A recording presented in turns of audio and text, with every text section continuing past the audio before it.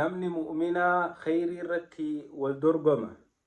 Khayrii saammachuuf jecha namni wal dorgommii jabeessa rabbitti dhihaachuuf jecha wal dorgomanii jechuudha.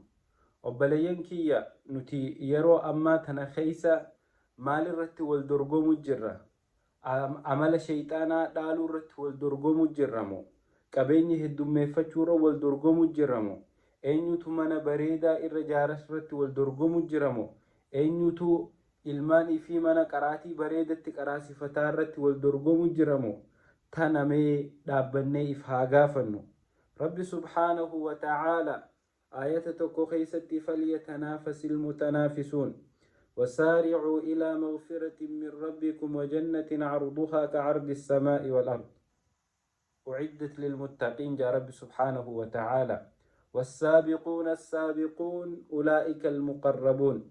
آياتون نخن أبليا كيا آياتوتا قبروت الربي أكا خيري رتي والدرق منتي نمخ خاستو يجو wanni nuti irratti wal dorgomuu qabnu eenyutu salaata yeroon ka'ee salaata shanan kana yeroon salaatu irratti wal dorgomuu danda'uu qabna. Qur'aana rabbii akkaan tolchinee qara'uu irratti waan qaraane san ammoo itti dalaguu irratti wal dorgomuu qabna.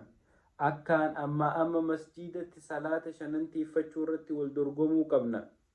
Sadaqaa kennachuu irratti wal dorgomuu qabna. Rakkataa gargaaruu irratti wal dorgomuu qabna. Ibaadaa jabeeffachuu keessatti wal dorgomuu qabna. Wal dorgommiin nuti amma itti jirru ammoo wal dorgommuma addunyaa qofa taate obboleeyyan kiyya.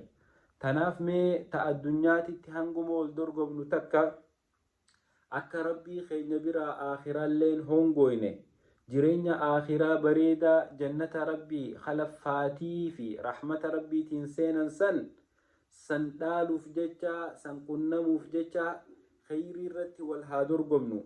Mudhii teenya hidhannee gara rabbiititti haa fiinu.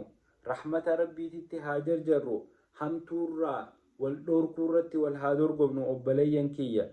Mee khoota wal mariyannee wal taanee khayrii irratti anaatu ka'ee galgala sunnaa salaata sirra salaatatti anaatu masgiida rabbii dhaqee salaata jama'aatii fataa irratti anaatu ilmii qara'ee caalima tahaarratti wal dorgomnee gara rabbii keenyaa haa dhiyaannu. Jiruun addunyaa tun dorgommiinsi hin dhumtu obboleeyyan kiyya. Mee aakhiraas yaadachaatuma jireenya guyyaa boruusan milkaahuuf jecha wal dorgommii bareedduu gad haa geessinu. Rabbi warra khayrii irratti wal dorgommii milkaahu nu haa godhu. Wassalaamu alaykum wa rahmatullaahi wa barakaatuh.